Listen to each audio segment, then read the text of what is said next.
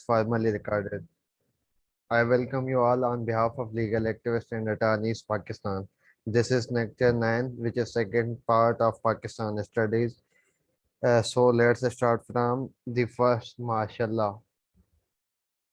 First martial law I told you in previous lecture was imposed on 7 October 1958 by President Iskandar Mirza. That by abrogating the Constitution of 1952. Sorry, 1956. First constitution was given in 1956 and that was abrogated by the President Iskandar Mirza on October 7, 1958 and appointed General Ayub Khan as the Chief Martial Law Administrator. After 20 days, he was overthrown by Mirza. He overthrew the Mirza and assumed the charge of President as well as CMLA, Mr. Ayub Khan. Basic Democratic Order. A year later, on October 27, 1959, General Ayub Khan introduced the Basic Democratic Order, creating 80,000 BD member. Basic Democratic member इसने 80,000 बनाए, जिसके through इसने क्या करानी थी, election conduct करानी थी. Indirectly इसने अपने आप को फिर रेफरेंडम के थ्रू 14 फरवरी 1960 में अपने आप को प्रेसिडेंट इलेक्ट करवाया. उसके बाद after taking over by president Ayub Khan he just set up a constitutional commission under the supervision of Justice Shahabuddin to suggest recommendation for a new constitution of the country. इसने general Ayub Khan ने constitutional commission बनाई justice Shahabuddin के under, जिसके basis पे क्या करना था, जिसका काम था कि कॉन्स्टिट्यूशन को बनाए, क्योंकि पहला कॉन्स्टिट्यूशन इस्कंदर मिर्जा साहब ने एब्रोगेट कर दिया था. The commission after lengthy discussion submitted its report on 6 March 1961 to the president को रिपोर्ट पेश की रिगार्डिंग द कॉन्स्टिट्यूशन के ये कॉन्स्टिट्यूशन है और मतलब इसको फॉलो अप किया जाए. And constitution came up in 1962 for the second time and the ratification was promulgated on the 1st March 1962 and came into effect on 8th June 1962. Sorry, ये mistake है, 1862 लिखा हुआ है लेकिन ये 1962 है. Containing 250 articles, जिसमें 250 आर्टिकल थे, 2 schedule थे. And by its enforcement the martial law came into end after 44 months. 44 महीनों के बाद माशाल्लाह लिफ्ट अप हो गया और फिर बेसिक डेमोक्रेटिक ऑर्डर के थ्रू डेमोक्रेसी बहाल हो गई. कॉन्स्टिट्यूशन ऑफ 1962 के जो सैलेंट फीचर्स थे वो ये हैं. Title of the state will be the Islamic republic of Pakistan.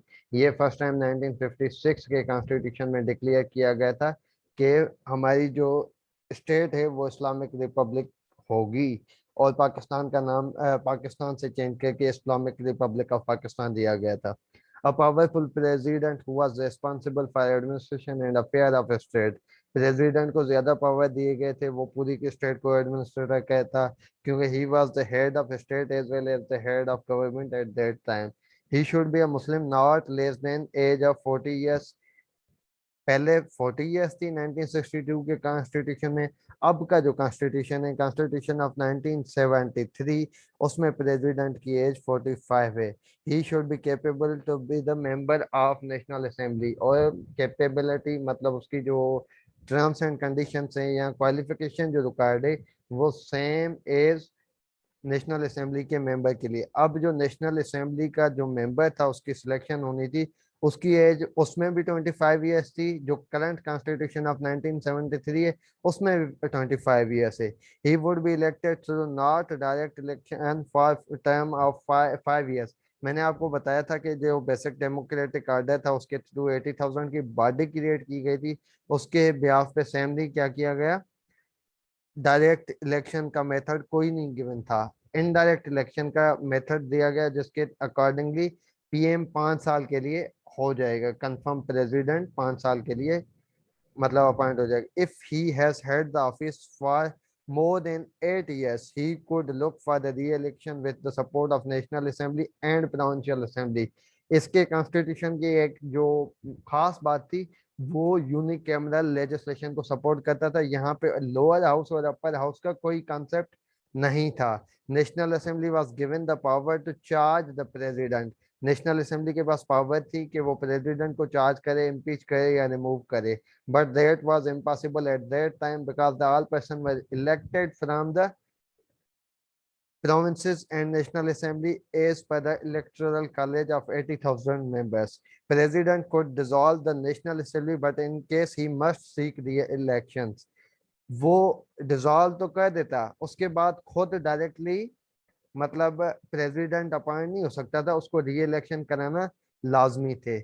उसके बाद president was the central point of all the executive, legislative and judicial powers. अब स्टेट के तीन आर्गन्स हैं, सॉरी गवर्नमेंट के तीन ब्रांचेस हैं, executive, legislative and judicial. Executive का काम होता है to execute the law, legislative का काम होता है to make the law and judicial का होता है to interpret the law. Cabinet was responsible to him. All key appointments were made by the president. सब key appointment president खुद करता था। Head of all institutions such as chief justice, यहाँ cabinet का जो हेड था, यहाँ आपकी जुडिशरी का हेड था, यहाँ आपके एडमिनिस्ट्रेटिव डिपार्टमेंट, आर्मी के हेड, जो भी मतलब डिपार्टमेंट हैं एग्जेक्टिव के, वो सारे प्रेसिडेंट खुद डील करता था। ही कुड इशू ऑर्डिनेंसेस, जो आजकल भी है 3 मंथ्स के लिए वैलिड होता है, लेकिन in case of president it is for 4 month, in case of governor now it's 3 month. Governor जो ऑर्डिनेंस पास करता है वो 90 दिन के लिए होता है, और जो प्रेसिडेंट ऑर्डिनेंस पास करता है, करंटली की बात कर रहा हूँ 1973 के कॉन्स्टिट्यूशन की, वो 90 दिन के लिए होता है। 90 और 120, प्रेसिडेंट 120 दिन, और जो आपका क्या कहते हैं गवर्नर वो 90 दिन। प्रेसिडेंट 2 टर्म के लिए उसको, सॉरी 1 टाइम के लिए उसको एक्सटेंड कर सकता है। मतलब 4 मंथ के लिए दिया है तो सेकंड 4 मंथ इनहेंस कर सकता है, उसके बाद उसकी कोई वैलिडिटी नहीं होती, it becomes null and void. उसके बाद अगर उसको इनेक्ट करना है तो हमने स्टेट्स की जो बॉडी है उसकी, सच एज नेशनल असेंबली से रेटिफाई कराना उसको लाजमी होता है। National assembly was consisted of one house on the basis of basic principle of party between two wings of the country. There were 150 seats plus 6 seats were reserved for the women. इसमें first time women के लिए seats reserve की गई थी, पहले के constitution 56 में ये चीज नहीं थी। All were elected indirectly for the membership of minimum age 25 years। मैंने आपको ये पहले बात बता दी थी। National Assembly had power of law making but in last date to be ratified by the president. President की अप्रूवल लाजमी थी। अब प्रेसिडेंट के पास आज भी 3 पावर हैं, तब भी 3 पावर है। Either he could sign that bill, reject that bill और return that bill।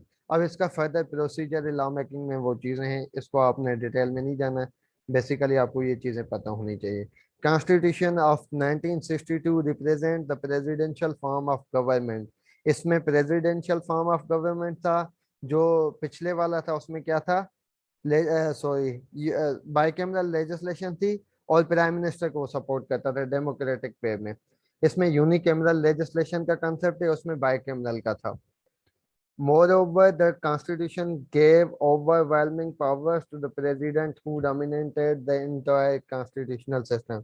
जब तक अयूब साहब थे तब तक कॉन्स्टिट्यूशन था, जब वो चले गए तो ऑब्वियसली कॉन्स्टिट्यूशन भी उनके साथ एब्रोगेट हो गया। इनफैक्ट अयूब खान शिफ्टेड, और दूसरी चीज, ये अयूब खान ने जो मेन काम किया था वो कब किया था, जब उसने कैपिटल शिफ्ट किया था 14 अगस्त 1967 को, कराची से इस्लामाबाद, जो कि आफ्टर इंडिपेंडेंस 20 ईयर्स के बाद कैपिटल शिफ्ट हो गया था। जो पहला कैपिटल सिलेक्ट किया था वो कायदे आजम मोहम्मद अली जना ने किया था। In fact Ayub himself announced the imposition of martial law on 25th March 1969। इन्होंने खुद क्या किया था, कॉन्स्टिट्यूशन बनाया था। और सेकंड मार्शल लॉ की जो इनिशिएशन थी ना, वो जनरल याह्या खान को जब हैंड ओवर कर रहे थे 25 मार्च 1969 को, तब इन्होंने कॉन्स्टिट्यूशन को, एब्रोगेशन का जो कॉन्सेप्ट है वो जब पढ़ा जाता है सेकंड मार्शल लॉ के डिक्लेरेशन का, तो वो हम जनरल याह्या खान के दौर से कहते हैं, लेकिन इसकी बात या इनिशिएशन अयूब खान ने खुद की थी। New chief marshal law administration जो था हमारा general Yahya Khan, soon after taking over charge would hold election for the constitution and assembly at an appropriate time. इन्होंने कहा मैं appropriate time पे इलेक्शन कराऊंगा, जो कि पहले दिसंबर 1970 में होनी थी। एंड इसने क्या किया, 1 यूनिट का जो फार्मूला था वो डिसॉल्व कर दिया। 1 यूनिट में ऑल प्रोविंसेस और वो वाला कंसेप्ट आ जाता था जिसमें ईस्ट और वेस्ट पाकिस्तान का रजिस्टर्ड द फार्मर प्रोविंसेस को इसने डेलीगेट किया along with the certain the province of Balochistan on 1st July 1970 in the western part of the country। और फर्स्ट टाइम जो बलूचिस्तान की क्रिएशन हुई कंट्री में वो 1 जुलाई 1970 को हुई। He also announce the legal framework order, जिसके थ्रू क्या था, brought an end to the parity between east and west. East and west के जो तजादात थे उसको खत्म किया, excepting the numerical majority of the eastern wing. Eastern wing की जो मेजॉरिटी थी उसको मतलब एक प्रमोट किया। It also gave up the indirect election as had been introduced by Ayub Khan. Same तरीके से इसने क्या करा, इलेक्शन कराए जो कि इनडायरेक्ट ही थे, but that were regarded as the first mature election of the 1970। However, the election result that brought Sheikh Mujibur Rahman Provincial Autonomous Awami League as the majority party in the National Assembly could not be settled by the military regime. The failure of dialogue between the regime, the Awami League and the Pakistan People's Party, which has emerged the majority in two provinces of the West Pakistan, the Punjab and Sindh, paved their way for a crisis which the military regime tried to resolve by force. East Pakistan was subjected to the military action on 25th March 1971, and up with the separation on 16 December 1971। इन्होंने क्या किया, शेख मुजीबुर रहमान के मतलब जो अक्सरियत sorry उन्होंने अक्सरियत से सीटें हासिल की थी उसमें, और सेकंड मतलब विनिंग पार्टी थी उसमें तजादात आ गए। तजादात के बेसिस पे ये हुआ कि तजादात के बेसिस पे ये हुआ कि फाइनली वहां पे क्या कहते हैं, मतलब एक तजाद फैल गया, और प्लस में वहां पे इमरजेंसी डिक्लेयर करके वहां पे मिलिट्री भेजी गई। और प्लस में क्या हुआ, 16 दिसंबर 1971 को फाइनली हम ईस्ट पाकिस्तान और वेस्ट पाकिस्तान अलग हो गए। जो सेपरेशन ऑफ ईस्ट पाकिस्तान या बंगाल जिसे हम कहते हैं, वो 16 दिसंबर 1971 को हमसे अलग हो गया, उसकी सेपरेशन हुई थी। और उस टाइम कौन था पाकिस्तान का, मतलब ऑटोनोमस सॉरी पाकिस्तान में प्रेसिडिंग कौन था, वो जनरल यहिया खान थे। On December 20, 1971, General Yahya Khan resigned and handed over the power। General Yahya Khan साहब ने क्या किया, 20 दिसंबर 1971 को रिजाइन कर दी और पावर दे गया जुल्फकार अली भुट्टो साहब को, who took charge as the president as well as the chief martial administrator।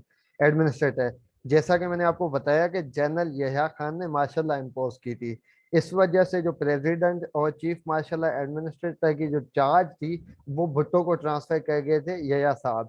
And he got the approval.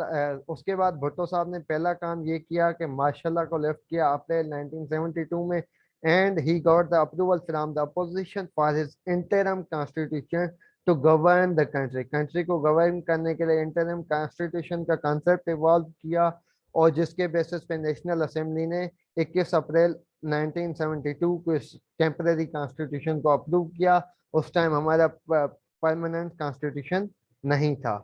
उसके बाद ये है कॉन्स्टिट्यूशनल कमेटी जुड़ी, जिसने अप्रैल 1972 में एक रिपोर्ट सबमिट की। Law minister was the chairman of committee. Law minister जो उस टाइम का था वो चेयरमैन ऑफ द कमेटी था, महमूद अली कसूरी, जिस जो उस टाइम का लॉ मिनिस्टर थे वही कॉन्स्टिट्यूएंट कमेटी के हेड थे, जिसने 22 अप्रैल 1972 1972 को फर्स्ट मीटिंग हेल्ड की।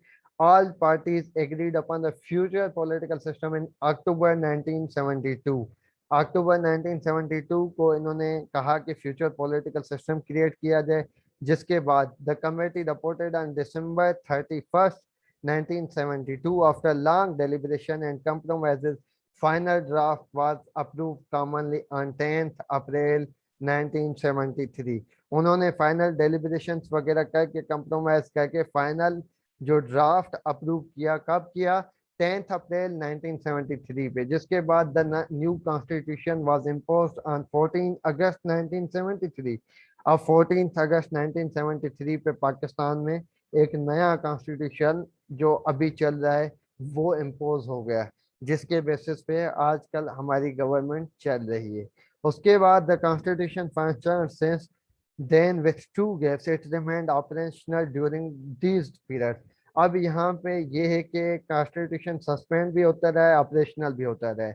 फर्स्ट टाइम जब 1973 में ऑपरेशनल हुआ तो 1973 7 तक जो थे ज़ैड भुट्टो थे, उन्होंने क्या किया, वो कॉन्स्टिट्यूशन को ऑपरेट करते थे। उसके बाद जनरल जियाउल हक ने मार्शल इम्पोज करके 1977 से 1988 तक वो उसको खत्म कर 1988 तक उसको मतलब सस्पेंड किया करके रखा था। लेकिन 1985 to 1999 operational after changes, Mohammad Khan Junejo का पीरियड स्टार्ट हुआ, जिसके बेसिस पे 1985 में इसको फिर बहाल किया गया आफ्टर सम चेंजेस। उसके बाद 1988 से 1999, बेटा आप अपनी कैमरा ऑफ कर लें काइंडली नबील। तो ये है कि 1988 से 1990, just a minute.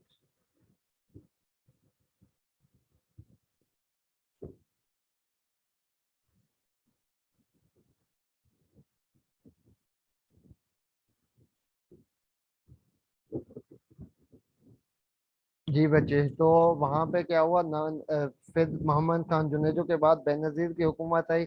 Benazir was the first women prime minister of Islamic world.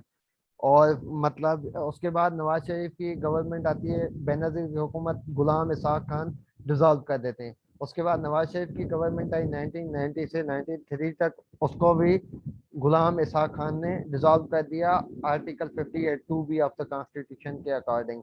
उसके बाद आ गई हुकूमत 1993 से 1996 तक, फिर बेनजीर की हुकूमत आई, जिसको प्रेसिडेंट फारूक लगाई ने फिर डिसॉल्व कर दिया। उसके बाद फिर नवाज शरीफ की गवर्नमेंट आती है 1997 से 1999 तक, वो depots by the general Musharraf. General Musharraf फिर उसको डिपोज कर देते हैं और कॉन्स्टिट्यूशन को 99 से 2002 तक सस्पेंड कर देते हैं। उसके बाद 2002 से ऑनवर्ड अभी तक आफ्टर चेंजेस हमारा कॉन्स्टिट्यूशन अभी तक जो है ऑपरेशनल है। और उस टाइम जब ऑपरेशनल के बाद फर्स्ट टाइम जो चार्ज ली थी पीएम ने, वो मीर जफरुल्लाह खान जमाली थे। जफरुल्लाह जमाली के बाद मेरे ख्याल से आए थे चौधरी सजाद हुसैन। चौधरी सजाद के बाद आए शौकत अजीज। शौकत अजीज के बाद यूसुफ रजा गिलानी और परवेज अशरफ वगैरह, मतलब काफी मतलब वो पीएम चेंज होते रहे। उसके बाद करंट गवर्नमेंट आ जाती है। करंट गवर्नमेंट में 22nd prime minister of Pakistan जो है, ये आपने नंबर याद करने हैं टेस्ट के लिए, जो चीजें इंपॉर्टेंट है। इमरान खान कौन से नंबर पे prime minister? 22nd। President of Pakistan doctor Arif Alvi साहब हैं, जो कि 13th प्रेसिडेंट है। चीफ जस्टिस 27th नंबर पे हैं, justice Gulzar Ahmed. Chief of army staff general Qamar Javed Bajwa. Chief of air staff Zahid Ahmed Babar Sidhu. Chief of naval staff admiral general Amjad Khan Niazi. अब उसके बाद आ जाए कुछ चीज़ें हैं जो बहुत इंपॉर्टेंट हैं। उसमें ये है कि पाकिस्तान में फर्स्ट टाइम जो वाइस प्रेसिडेंट की सीट थी वो एक ही बंदा रहा है पूरे टेनवर में, 20 दिसंबर 1971 से 13 अगस्त 1973 तक, जो नूरुल अमीन थे। और डिप्टी प्राइम मिनिस्टर भी चौधरी परवेज इलाही साहब हैं, वो भी एक बार हैं 2012 से 2013 तक के दरमियान। और उसके बाद चीफ एग्जीक्यूटिव परवेज परवेज मुशर्रफ ने जब मार्शल लॉ डिक्लेयर की थी, कॉन्स्टिट्यूशन को एब्रोगेट किया था, वही थे। ये रहे थे 2002 तक। और चीफ मार्शल लॉ एडमिनिस्ट्रेटर जो अब तक रहे हैं वो हैं अयूब खान फर्स्ट नंबर पे, सेकंड पे यया खान, थर्ड पे जेड भुट्टो, फोर्थ पे जियाउल हक। जियाउल हक के बाद कोई मतलब सीएमएलए नहीं है। उसके बाद हमारी डेमोक्रेसी मेंटेन है। उसके बाद चीफ एग्जीक्यूटिव जो थे, जिन्होंने लास्ट में मतलब वो कॉन्स्टिट्यूशन को एब्रोगेट किया, वो मुशर्रफ साहब थे। उसके बाद जो इम्पोर्टेंट क्वेश्चन इसमें थे, the first constituent assembly approve the national flag of Pakistan in its session held on 11 अगस्त 1947। उसके बाद ये प्रीवियस लेक्चर के कुछ रिकेप हैं जो मैं आपको बता रहा हूँ। According to Bogla formula, the lower house consisted of 300 seats, and Upper house was consisted of 50-50 seats. The first Constituent Assembly declared the Federal Chariot Court as the highest court in its fourth session. The Speaker of Constituent Assembly challenged the dismissal of Constituent Assembly before the Sindh high court. अब मैंने आपको बताया था कि वो उस time कौन था, मौलवी तमीजुद्दीन थे, जिन्होंने उसको चैलेंज किया था डिसोल्यूशन को सिंध हाई कोर्ट में, जिन्होंने कहा था कि ये इलीगल है। उसके बाद वो फेडरल कोर्ट में गए थे, फेडरल कोर्ट ने क्या कहा था कि ये वैलिड है और लीगल है, इसको कंटिन्यू किया जाए, जिसकी वजह से अब हमारी जो फर्स्ट कॉन्स्टिट्यूएंट कमेटी थी वो खत्म हो गई थी। उसके बाद the basic principle committee submitted it's first report in 1950।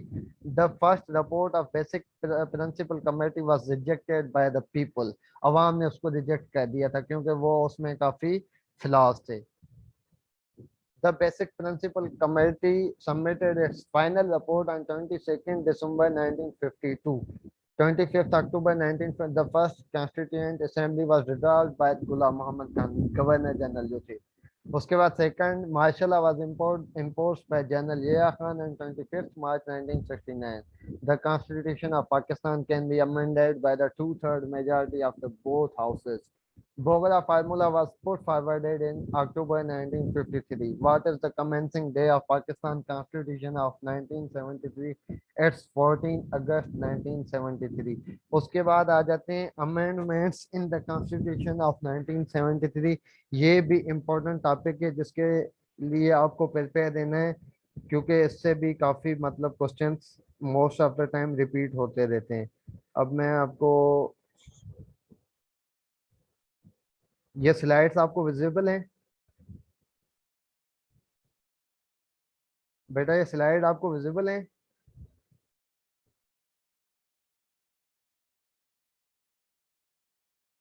Taufiq, Sohail,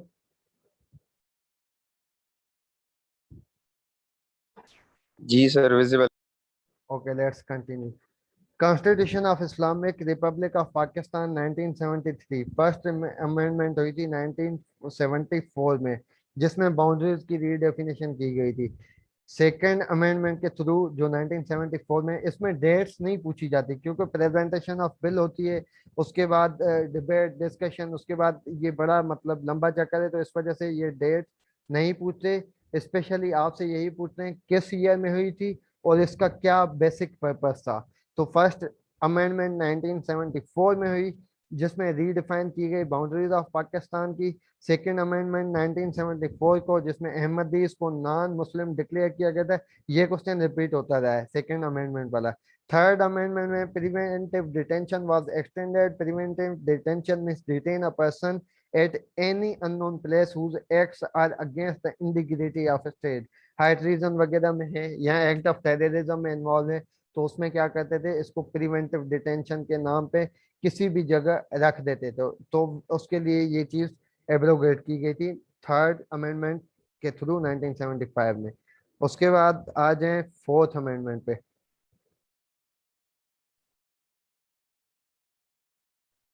sorry, fourth amendment 1975, additional seats were presented to non-Muslim in National Assembly.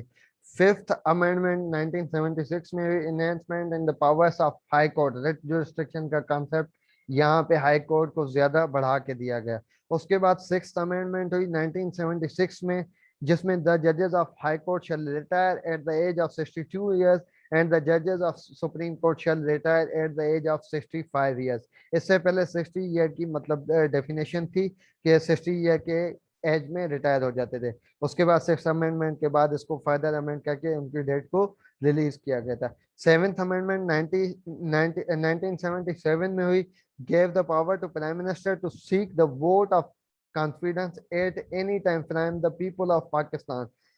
seek the vote of confidence at any time from the people of Pakistan means referendum का concept दिया गया था seventh amendment के through. उसके बाद आती है eighth amendment, semi presidential system of government introduced from parliamentary system of government, enhancement in the power of president of Pakistan।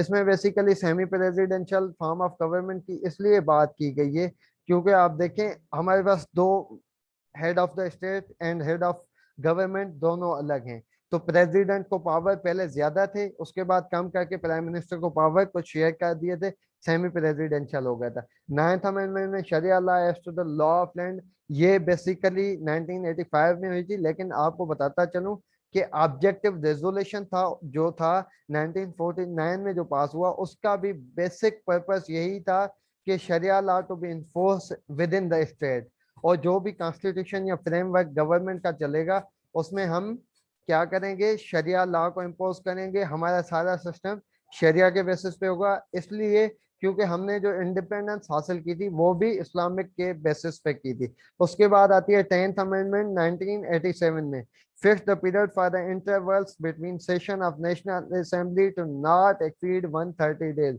इससे पहले कोई टाइम पीरियड नहीं था, इसलिए 130 डेज का टाइम पीरियड दिया गया कि any way with in 130 days national assembly का सेशन होना चाहिए। उसके बाद 11th amendment 1989, revision of the national assembly seats in both assemblies, मतलब जो प्रोविंशियल असेंबली है उसमें सीट्स को चेंज किया गया था, और प्लस में नेशनल असेंबली को भी। 12th अमेंडमेंट 1991 में होती है, speedy trial courts was established for a period of 3 years to trial offenders of heinous crimes या हीनियस ऑफेंसेस। जो राइट टू फेयर ट्रायल वगैरह का जो कंसेप्ट था वो उसको फर्दर इनहेंस करके स्पीडी ट्रायल के लिए 3 years के अंदर, मतलब जो हीनियस किस्म के ऑफेंसेस है उसको ट्राई करने के लिए, मतलब स्पीडी ट्रायल का कंसेप्ट अडॉप्ट करके कोर्ट्स बनाई गई। उसके बाद 13th अमेंडमेंट 1997 में हुई, curtail the power of president to dissolve the national assembly and dismissing the prime minister। इसमें curtail the power of prime president to dissolve the assembly and dismiss the prime minister को curtail किया गया। President इसके बाद directly कभी भी assembly को dissolve नहीं कर सकता था। 14th अमेंडमेंट हुई 1997, member of parliament can be dismissed if there is found any defect. 62A और 63, ये मतलब जो ए और बी है ये फर्दर अमेंडमेंट के थ्रू ऐड किए गए हैं, जिसके बेसिस पे क्वालिफिकेशन और मतलब डिस्क्वालिफिकेशन के ग्राउंड्स मेंशन किए गए। 15th अमेंडमेंट 1998 में, bill to impose sharia laws was never pass. अब ये पास नहीं हो रहा था अभी तक, मतलब ये पेंडिंग में है। 15th अमेंडमेंट मेरे ख्याल में पास नहीं हुई। 16th amendment 1999, quota system term increase from 20 to 40 years. पहले जो कोटा सिस्टम अभी तक चल रहा है इसको फर्दर इनहेंस किया था, ये पहले लाया गया था कि 20 ईयर्स के लिए, उसके बाद इसको एक्सटेंड करके 40 ईयर्स के लिए इम्पोज किया गया। उसके बाद 17th अमेंडमेंट 2003 में होती है, जिसमें प्रेसिडेंट के पावर इंक्रीज किए गए। फिर आता है 18th अमेंडमेंट जो कि 2010 में पास हुई। ये पाकिस्तान की हिस्ट्री में एक फेमस अमेंडमेंट है, जिसके थ्रू NWFP का नाम चेंज करके KPK किया गया था। आर्टिकल 6 को फर्दर इनहेंस करके हाई ट्रीजन को मतलब इम्प्रूव किया गया था, जिसकी डेथ पेनल्टी की गई थी। Remove the power of president to dismiss assembly unilaterally, वो अपनी मर्जी पे कभी भी असेंबली को डिसॉल्व नहीं कर सकता। इसमें ऐड किया गया था आर्टिकल 52 पे में 58(2)(b) में कि president to dissolve the assembly with the advice of prime minister. उसके बाद आ जाए 19th अमेंडमेंट 2010 में, इस्लामाबाद हाई कोर्ट जिसके थ्रू फॉर्म की गई, deals with the appointment of जजेस ऑफ सुप्रीम कोर्ट। जजेस ऑफ सुप्रीम कोर्ट के लिए प्रोसीजर मेंशन किया गया।